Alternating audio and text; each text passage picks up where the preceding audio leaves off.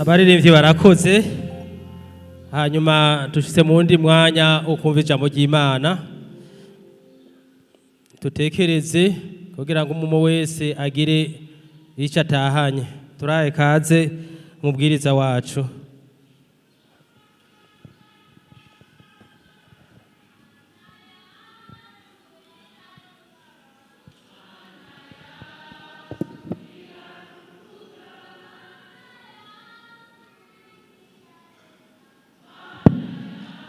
Chuhira dukunda iyo manaya chuhira dukunda iyo manaya chuhira dukunda. Murakoze cyane. Turagomba dusangira amajambo y'Imana ducishije mu citabirizo ngira n'igice kimwe c'indirimbo 192 tuvuga ngo ivy'Imana igomba nivyo vyiza. Ivy'Imana igomba nivyo vyiza naho kenshi nderwa n'amarushwa nizera urukundo rw'umukiza wacu ndazi yuko agomba kumpindura mwiza. Ivy'Imana igomba nivyo vyiza nzoyizera cane kwari izi vyiza. Ivy'Imana igomba nivyo vyiza igera ibimbako nzoyizera cane. Imfashe ukuboko sinkogira ubwoba niyimbora hafi mu bimbako vyose. Ivy'Imana igomba nanje nzobikunda nzizigira Imana kuko impumuriza na kibi nyakibi coza kumbabaza urukundo rwayo runzigama cane. Nagomba ko dusangira aya majambo tudatebeje. Twaravuganye ko no munsi wo gukorera Imana turabe ngene uwo mwanya tuwegeranya tudaciye kure cane. Jambo mfise ndiri muri indirimbo doje kuririmba hariya mu butumwa bwiza uko bwanditswe na Yohana mu gice kigira 6 igice kigira 6 c'ubutumwa bwiza uko bwanditswe na Yohana. Baririmbye bagiye baturirimbira bavuga ivyo kuza kwa Yesu kandi nuko nyene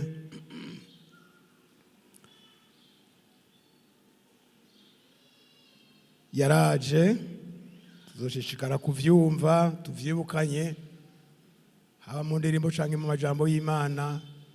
Nubu ntituja kure y'ivyo. Hariya mu butumwa bwanditswe na Yohana mu gice kigira 6 umurongo wa 38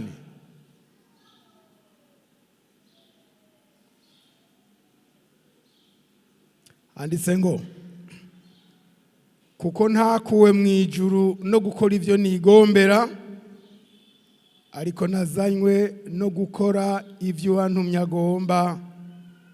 Yesu nashimwe.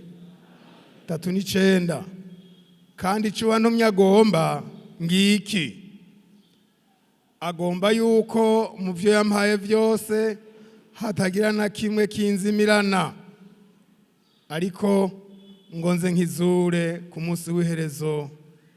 Yesu ashimwe.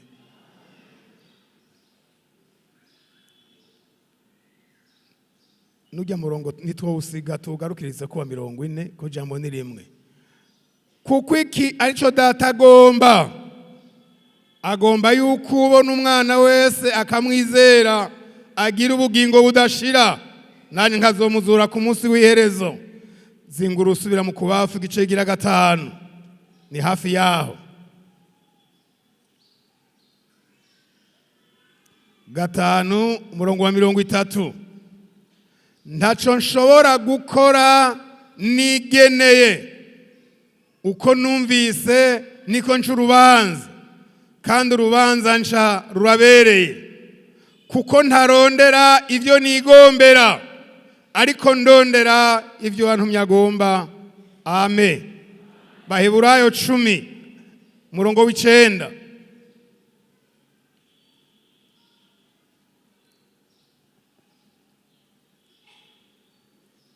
Ahera ko aravuga atehenzanywe no gukora ivyo ugomba, akuraho ivya mbere ngo ashinga ivya kabiri. Uko kugomba kwayo niko kwatumye twezwa, tubiheshwa n'ukumubiri wa Yesu Kristo watanzwe rimwe gusa. Yesu nashimwe cyane. Turasubira dusome gatoyi tuwe turahagarariye hano.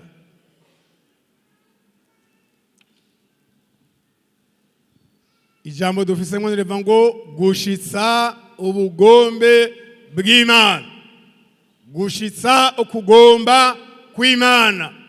Hari ivy'Imana igomba konshitsa, hariho ivy'Imana igomba kushitsa wewe. Muri rusangi hari ivy'Imana igomba ko dushitsa. Ntitwapfuye kuba hano, ntiyapfuye kuduhamagara. Sinipfuye kuba hano, nupfuye kuba ngaho uri. Hariho ivyo wahamagariwe gushitsa. Hariya Yesu ni mugaraje guhaza abantu 5,000.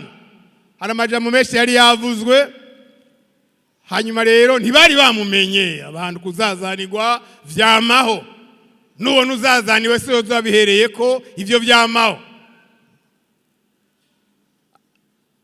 Arabona abantu bamugenda inyuma.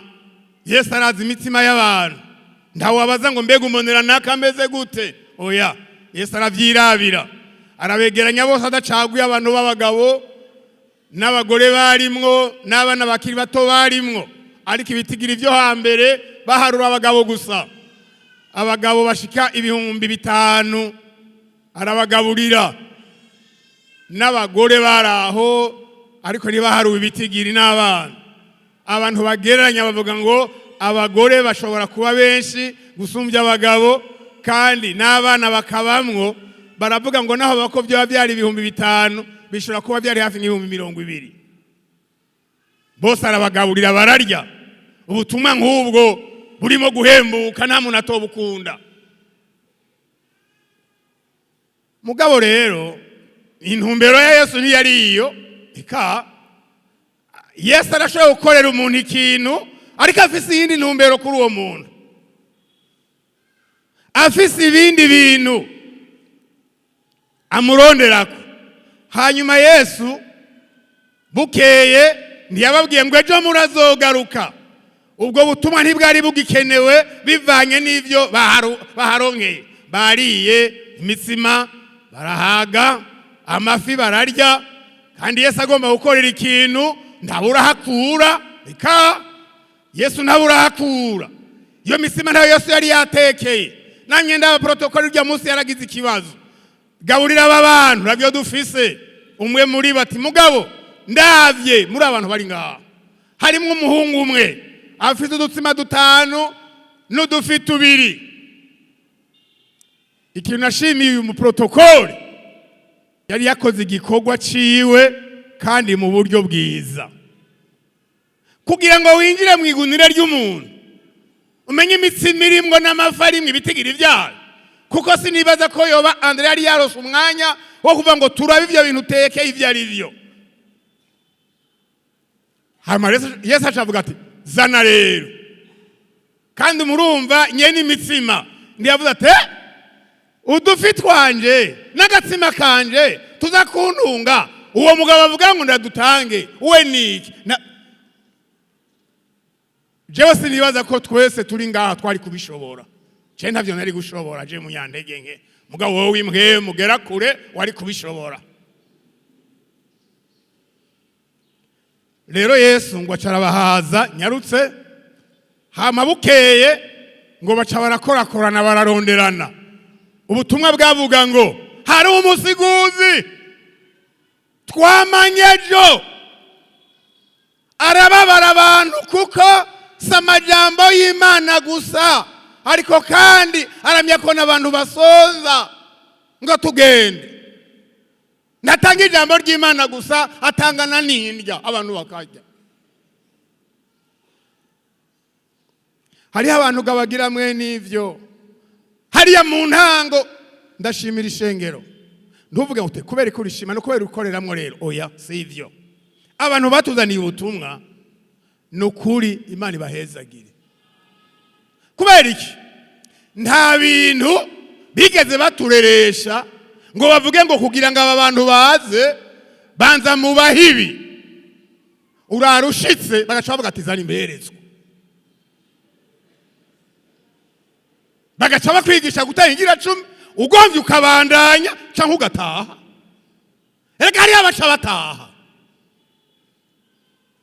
None mwebwe ntababwira ngo ngwereka ngo igituma mugabo subu ni mu misirenganye abantu barashinga intahe cyane yo kuzana abantu kuri Yesu, bagaca babaza ngo none uwo mwete n'ubusa, ahubwo ushikanye umukiriya baraguha. Abashikanye abakiriya mwahawe duze ukuboko turabe enguriya. Yego none erega nama ndababarira andi twumva kumwe. Eyo umviriza ubutumwa tuvuga bashize ahantu ugomba murajana, kandi aha ndabisubiramo. Hajya abantu nibigi bose nibumva ivyavuzwe. Oya, hari uwumva ivyagomba naho byo babitavuzwe. Muranyumva? Hariho umuntu ashobora kumva ivyagomba kandi bitavuzwe, hari akabisobanura ati oya we ntiwavyumvise bavuze uko. Kandi aha muri mwebwe kuri jewe mwese murabakunzi banje, ndavuga kuri jewe. Mugabo bamwe ntibankunda, ariko ni bamwe ntibankunda. Mbega ndabeshe? Ya, kandi mumbwiye ngo ya none abanyanka murabeshe rero.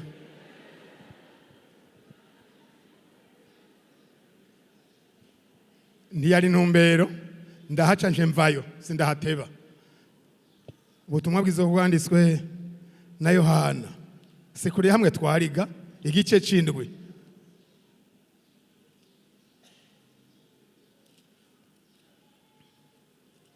Igice c'indwi n'indwi, igice c'indwi umurongo w'indwi handitse ngo abisi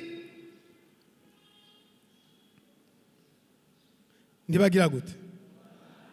Abisi ntibabanka, ariko jewe baranyanka, kuko mbavugira ibikorwa byabo ko ari bibi. Umve icyo abantu bangira abakozi b'Imana, niko ndavuga bamwe bamwe, nuko ibikorwa byabo umuntu avuga ko ari bibi. Ariko rero bogomba bakabakunda. Uti kubera iki? None umuntu bavuga ko ari byiza, none wamwe navyo ntubuzi ko ari bibi. None erega ushima usanga ari bibi, none ntugogwa. Erega intumbero yacu umuntu umwe niwe yari yasubiye inyuma, sindabizi ko rasubiye inyuma muri mwebwe. Hanyuma rero mugenzi waramwetare ngo tugende, ngo tuje kuva ijambo ry'Imana, uraza umugisha urimwe ati njana na wewe. Mwebwe genda muhezagirwe, genda mwakire umugisha, je ntitujana. Ati kubera iki? tujana gute ko kuva mu ntango uhereye mu baririmbyi baza kuguma batuka jewe amufisiguza hagurukira nta undi bamutumye ko atari jewe atari amagogwa ngira umugisha urihe genda mwebwe umviriza aha nta kindi Yesu bamwankira aba kandi bari bene nyina ngo tuduge mu minsi mikuru uranyegera wewe kandi ukora ibikomwe n'ivyo hari umuntu yakore komwe n'ivyo akaja hanyegera niyoge ntantu bakamona kamenyekana mwebwe ni mugende Jesi ngenda kuko abisi mwe ntibabanga mugoje baranya kandi gituma bakunda nuko atangorane zawo mukorako umuntu agomba gukundwa n'abantu bose ariko atarabaja mwijuru n'umuntu adakanda kugihute ntakindi bapfa na Yesu bapfa ivyo mugabo agiye kubwanje byashoboka nkamenya aho ugwaye no hafyonda ukanyanka mugabo gakira kandi herezo uzoca unkunda uti atamfyonda mba numva gitereza akaguru none agafyonza ndahwera mugabo no musi ndi muzima haleluya ngaho rero Yesu yavuga ati baranyanka ariko nta kindi bampora nuko ndabavugira ibikorwa byabo kwari bibi abo nabo haraho gira n'igihe bagakundana n'uyo muntu arakundana uwo muntu iyo bya bikorwa byiwe yemeye ko bihinduka yemeye ko bihinduka cyagaruka wa muntu mwamego n'umwansi wiwe akamubera umukunzi babandi bose twanka tutarakizwa twasanze tumaze gukizwa bari bo bakunzi bacu bo ku mutima ariko ico gihe mwamengo nabagesera kubera hari ivyo tutari duhuriyeko none rero mwese ndabipfurije ko twokundana bene data erega naho waje bugeze ivyo byose uragomba kuja mwijuru sivyo yabari gomba kurijamwo rero ivyabo bivuzwe ko ari bibi kandi abantu ntibasa hari undi yaje ugati Imana ndagusavye haba mu ndirimbo haba mu butumwa umvuge ko nuci ruhande kandi ahantu uzakona ngwaye ijambo rihatumbere nza gusohoka nakize abantu ntibasa twisubire mu zanyigisho zacu twariko turavuga ko Yesu rero amaze kuhamagara abo bantu bakarya bagahaga niho baca bamurondera bukeye rero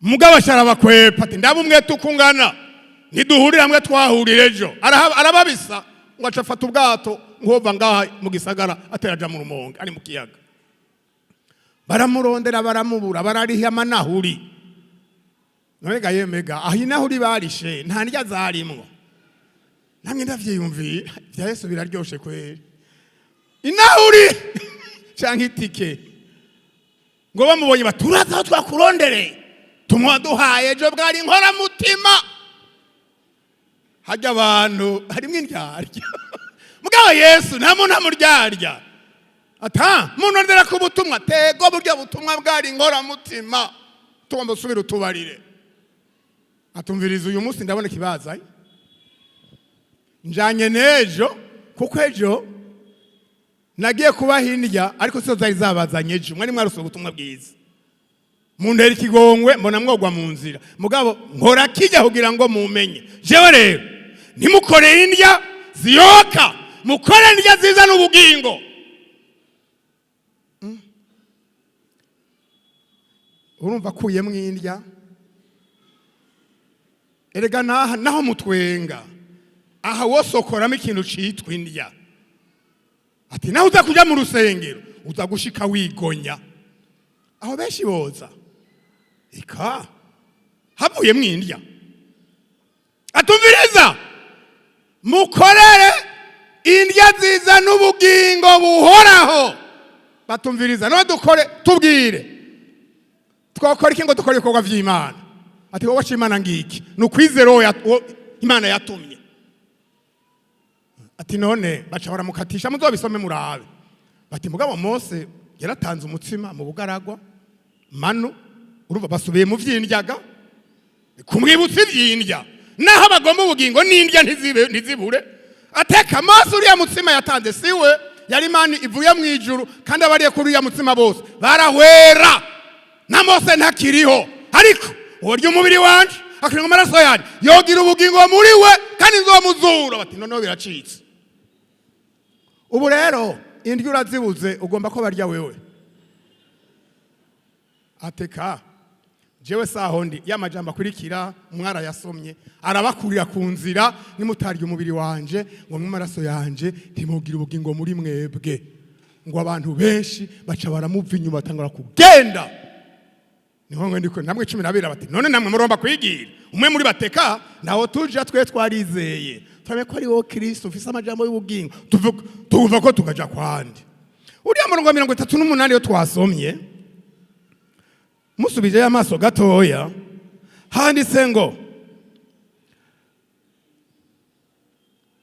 kuko ntazanywe mu ijuru kuko ntakuwe mu ijuru no gukora ibyo nigombera ariko nazanywe no gukora ibyo wantumye agomba. Iyo abantu batahura nabi naho bavugira ngo Yesu ni intumwa ariko aravuga ati jewe ico wantumye agomba ngo mwe muvuga ngo Yesu ni Imana aha ntimubona ko ari intumwa wenyine ubwe bivugira ko ari intumwa mwe mukavuga ngo ni Imana ariko kubizera baratahura ngo uyu Yesu ni umwana w'Imana kandi iryo jambo ntahandi uribona. Twe turi abana b'Imana kubwo kwakira Kristo.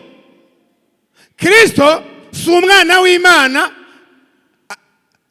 ntaba umwana w'Imana hari ibindi bisabwe asanzwe ari umwana w'Imana na karakimana ni Imana mu butatu ni umwe mu byaremwe byose nta na kimwe cyaremwe atahari yitwa jambo w'Imana byose byaremwe nawe mugabo wewe nanje turi abana b'Imana kubwo kwizera Kristo Yesu. Iyo duhesheje ntibigoye kwitwa abana ba wa murwanizi. Ni habiri utavutse ku Mana usanga wavutse kuri Satani nta handi hariho ho kuvuka.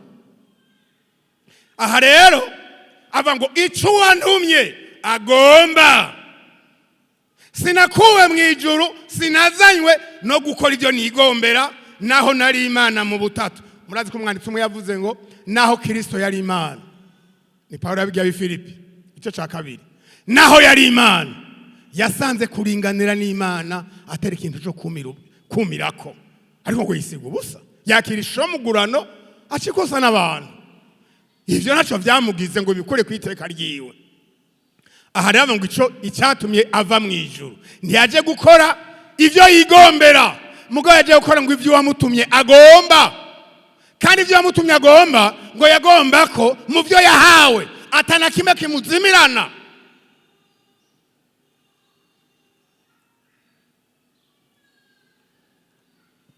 Gushitsa ubugombe bw'Imana mu gice gira 5 nangira twahasomye ujya murongo wa 30 ntaco nshobora gukora nigeneye.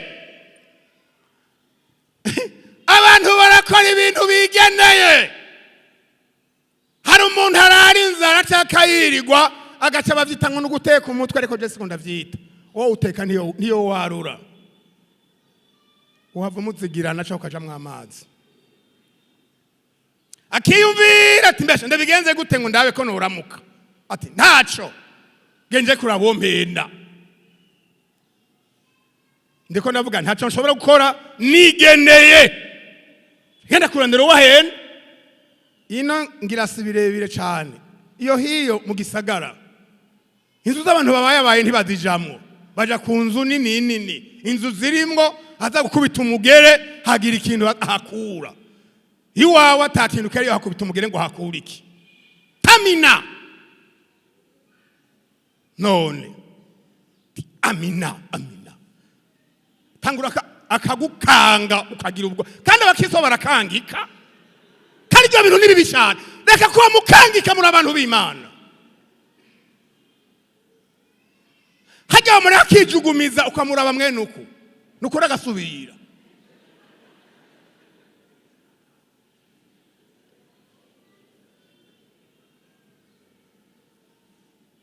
ntaco nshobora gukora nigeneye abantu bakigenera amajambo baza kuvuga ngo Imana yambariye ngo urudandaza kwabo ni utavyemera irakurandura. Je simbaye kubera wewe, mbaye kubera Imana.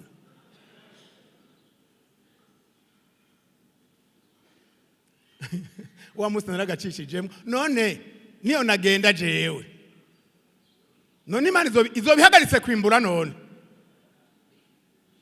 agasanga uri Gitega we hanizo gusoroma none hazogerera hanizo gusoroma ntawizobaza. Umviriza, ikibi no gupfira mu vyaha ngaha naco nshobora gukora nigenera nigombeye. Oya, umuntu agahenda abantu ngo Imana ivuze ngo urumvise ndi hivi nutazi gusoma no kwandika agaparanganye bye muhora muvuza ku radio ngo ariko aravuga mu ndimi. Abandi muhemu ntabagora ahagombeye aca mwakira akabarabara ashivya barabarisha. Umuntu avuze ngo ibarabara ngo Imana ikiravuga ariko avuga ibarabara none ngo Imana ikiravuga.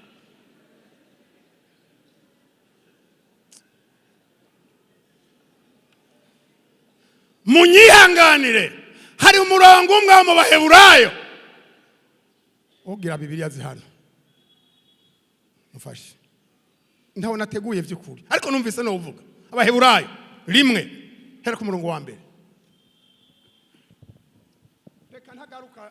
Turasoma mu izina rya Yesu. Kera Imana yabaririye ba sogokuruza mu kanwa k'abavugishwa nayo mu bihe byinshi no mu buryo bwinshi. Muri iyi minsi y'iherezo yabaririye twebwe mu kanwa k'umwana wayo uwo yashiriyeho kuba samuragwa wa vyose niwe yahaye kurema isi. Uwo kuko ari ugukayangana k'ubwiza bwayo n'ishusho y'akameremere kayo kandi ashigikiza byose ijambo ry'ubushobozi bwiwe.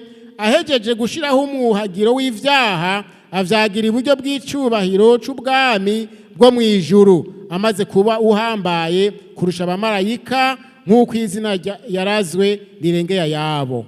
Amen. Yagiye harehare ariko ntaco bitwaye, byose ni vyacu. Ijambo ndandora mungiri, kera Imana yabaririye basogokuruza mu kanwa k'abavugishwa nayo mu bihe byinshi no mu buryo bwinshi. Kabiri, muri iyi minsi y'iherezo yabaririye twebwe turi ngaha mu kanwa k'umwana wayo uwo yashiriyeho kuba samurarwa wa byose niwe yahaye kurema isi. Amen. Yesu ataraza Imana yabaririye basogokuruza mu kanwa k'abavugishwa n'Imana n'abahanuzi, kandi bahanuriye Yesu amaze kuza twabaririwe mu kanwa kiwe. Aho naho ni hehe? Ni muri iri jambo ry'Imana. Muri iri nta kinyoma kirimwo, nta guswaganya kurimwo, nta mayera irimwo, nta n'amazinda arimwo. Oya, kubona umuntu agatakaza ijambo ry'Imana kandi arizi ngo Imana yavuze ngo nshishamo gatoyi harabaye ibihe birenganye ngiri no mukinama n'ivyahabaye abantu bagahagara ngumviriza ayumvise usenga uti Imana turasavye tugiye neza mu gihugu ngo irakurandura uti kubera iki? Ngo Imana yarasinye igihugu ntimusubire kugisengera. None ivyo kwa bibirimbarira ngo nsengera igihugu n'abashizwe hejuru nicaba amahoro nzoba amahoro, kutagisengera naho ndabisoma hehe? Ndabisoma muri we. Yabaririye basogokuruza mu kanwa k'abavugishwa, mugabo twebwe si mu kanwa k'abavugishwa, ni mu kanwa kayo ubwayo. Yesu nahabwa icubahiro. Wewe umbariye ngo ibi nibi hano naho bivuga ngo barabahenda bande. Ninde muntu yombwira ukuri gusumbira ijambo ry'Imana twarose? Nitwakijwe amajambo twarihumvanya abantu none. Abantu bakijugumiza akigwaza ibisigo ngo ni mpemu yera. Erega bamwe mwakuriye mu gisagara, umupfumu ntashobora kugutwara ibintu atabanje kuguhenda. Mutamakazi umwe, hari umutamakazi umwe hareze iwacu mu muryango iwacu vy'ukuri, abavyeyi bacu bari baraturonse turabatari baki 11 umva batari baribashije kweri. Mugabo hari umutamakazi aza kubandwa, bahamagaye muhira atuzererana isaha indwi ngo baradushoye ku mazi ku nzuzi ku ruzi isandwi y'ijoro saa 8 kesho aragenda aravuza uruhwa. Mugabo agacabwira mama ngo mwumviriza rero ngo banze umwe ngo aza kundabira muhira, aje kubwira mama kumuha umuti uzotuma aronka abandi bana kandi abafise bagaca bamererwa neza. Mugabo ntagira uwasiga muhira, ariko murumva aho hantu ntagira uwasiga muhira, ahaje kubatanga ntihagomba kurondera umurabira muhira. Mugabo amaze kugira ngo haganda avuga ngo ndavuga ntiwumva n'amano yari yaraheze ngo ndavuga ntiwumvaga ngo havyokomera agaca sekanyamenye. Natwega bakizwa mu kudukubita hasi araza yigiza ibintu ukabana umuntu none urya niwe nigisigo kemeya.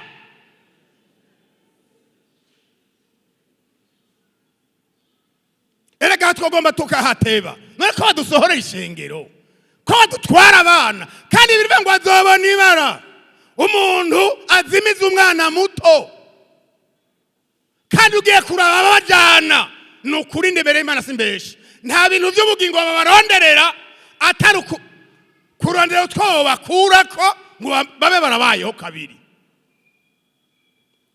Kanisubirire hano byo ndabireke. Yesu ntiyarondera ivyo yigombera, ariko yarondera ivyo yamutumye agomba. Hari abango nzamwe no gukora ivyo ugomba Mana. Hamwe twasoma mu Baheburayo ngo kandi uko ugomba kw'Imana niko kwatumye twezwa. Hariho ivyo Imana igomba ku muntu. Mwene data Paulo yarabivuze na Petero yarabivuga, iryo jambo barihurirako. Mu vy'Imana igomba ko abantu bose bakizwa.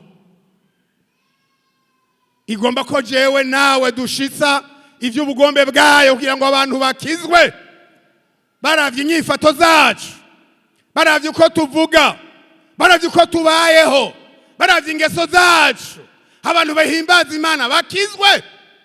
Ivyo ni vy'Imana igomba ko dushitsa ubugombe bwayo. Kurya no kunywa no kwambara ni vyiza cyane, ariko kandi dushitse ubugombe bwayo, ntidukora ivyo twigombera.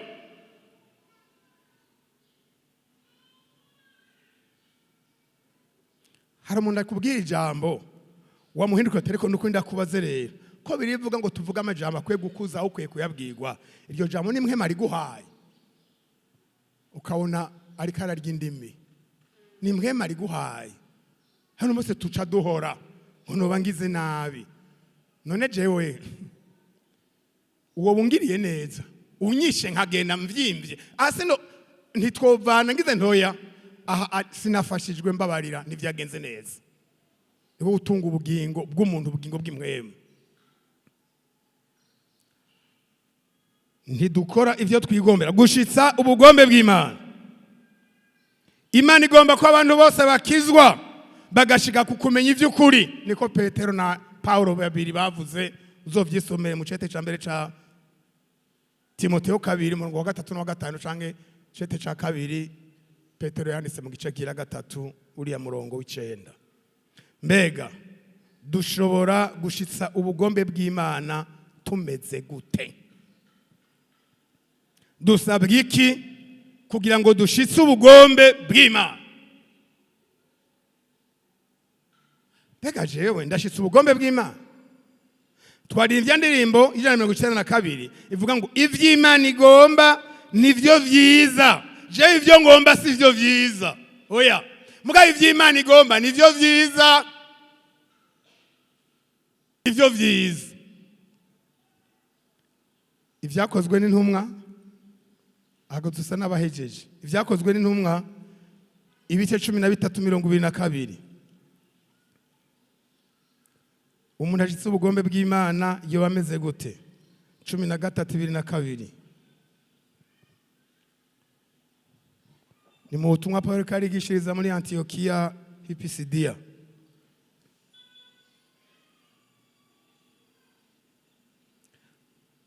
Cumi na gatatu 22. Imukuye arikuye Sawuli Imana ibahagurukiriza Dawidi kuba umwami wabo. Imushingira intahe iti mbonye Dawidi mwene Yesayi umuntu ameze nk'uko umutima wanje ugomba, azokora ivyo ngomba vyose. Amen. Mwumva harandi mayeri arimo. Hariho abantu bashiramo ingufu mugabo z'umubiri, eka iherezo uzonanirwa. Bazoza bumva ngo naka yaragiye, ntakiri mu ishengero. Kubera iki? Yaragerageje izi nkomezi dufite zifite zigarukira. Mugabo uyu muntu ameze, afise umutima umeze nk'uko Imana igomba. Hano birivuga ngo Imana ivuga ngo Dawidi rero afise umutima umeze nk'uko jewe Imana ngomba, niwe azokora ivyo ngomba vyose. Yesu nashimwe. Dawidi yari afise umutima, muzobisoma mu gitabo ca mbere ca Samweli. Umutima nariyumviriye umutima wa Dawidi yaratandukanye na twebwe. Hari imitima tugenda na twebwe ariko atari myiza. Urazi umutima atari mwiza ni umutima ukuronderera abansi ariko utakuronderera abakunzi. Sinzi ko aho nomaza kuhumva umuntu agitwa ko ari umugenzi agaciwe ngo umugabo ngo iri nibanga nakaya kuvuza ukunuku akuvuga uku wewe umeze uku niko yavuze mugabo ntuzungwegere iri nibanga. None ico kintu je kumbarira narakigutumye, abamaze kukibarirwa mbega ugira umugisha cyangwa uragogwa? Arakuroze, arakwishe. Umugabo umwe rero yibaje ngo Dawidi ameze nk'abandi, ngo umuhungu w'Umwamaleki mu ntambara ya Sawuli ya nyuma igihe bamwica, aravuga ati jewe nashise nsangaraho ambarira ngo nindamuhohoshe, mbonye ko atagikira niyatemba candamuhohosha bari bamukubise. None rero nivyo namukovye, ehe ngibi ndabizanye. Kandi uwo yari umwasi wa Dawidi, bya bintu umuntu avuga ngo umwasi aramvuye hejuru. Ivyo uno munsi ucuva ngo kazima atari jewe namubariye ngo nabigire, mugabo Imana irahora ihoze byaciye ahandi. Mugabo none ntimukuyemwo, nimunkuye imbere nkiriho. Eka Dawidi aritegereza ati hewe uvuze ngo iki? Ati nivyo namukovye ngibi. None jewe ungiriye gutyo byo nabigutumye je ngo acamagara abahungu bari babango tumviriza. Umuntu yabanguye ukuboko akica umuntu ore yaromanuje amavuta murenze ngaho inyuma nawe mumwice. Kuraho wameza atyo naje azova mpindukirira so umuntu. Kuraho.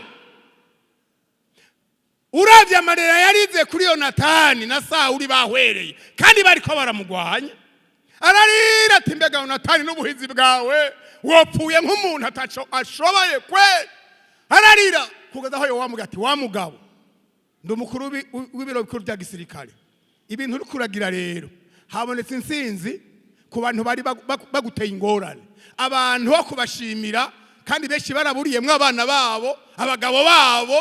None rero wari umwasi wawe uri kuraborogeshwa nuko yahwereye, ariko abo ku ruhande ngo bapfuye muri yo namba taco bavuga barashobora guhindukira bakuva inyuma wa mugabo humuriza abantu.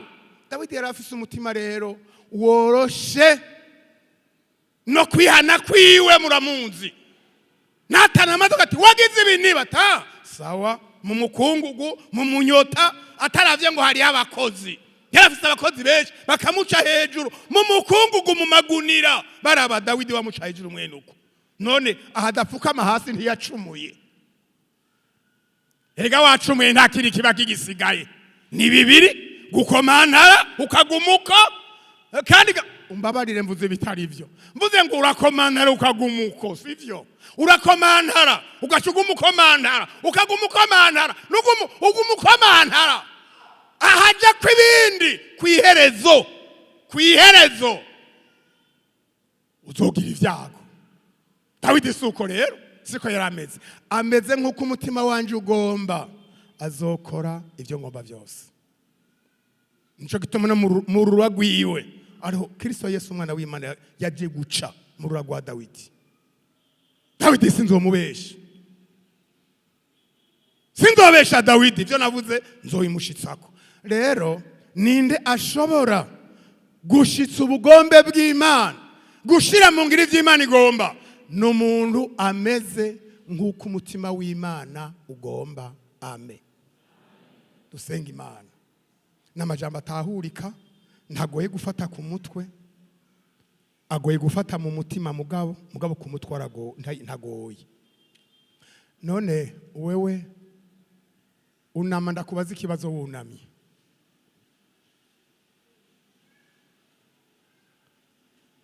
Wewe kumaze umwanya uri kuranyumviriza, ufise umutima umeze nk'uko Imana igomba, kugomba gukora ivy'Imana igomba, ufise umutima umeze nk'uko Imana igomba. Ico ni kibazo cyambere. Kibazo kigira kabiri, mbega uragomba kugira umutima umeze nk'uko Imana igomba?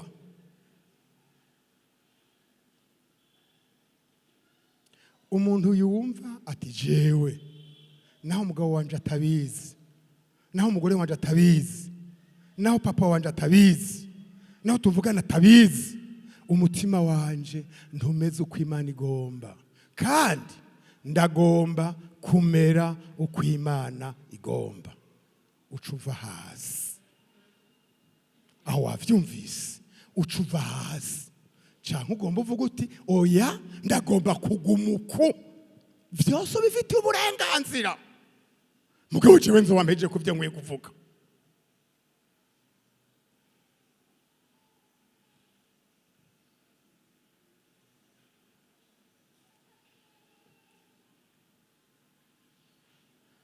Ndagomba gusa nawe Yesu mutabazi, nda jambo ryo gutongana bakumvise vuga.